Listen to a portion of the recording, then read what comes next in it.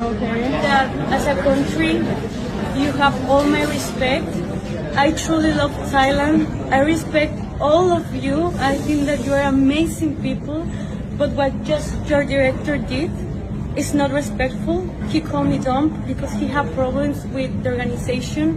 And I think that's not fair because I'm here and I do everything okay. I don't mess with anyone. I just try to be kind. I'm trying to give my best. And he just shot me and he just said to me and shut up and a lot of different things. And I think that the world needs to see this because we are empowered women and this is a platform for our voice. And no one can shut our voice and no one will do that to me.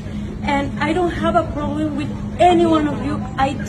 You have my respect and I love your country. But the way that he treats me without any reason just because he has problems, that is not okay. And I hope that everyone at home, every woman, doesn't matter if you have a big dream, if you have a crown, if that's take away your dignity, you need to go. Thank you.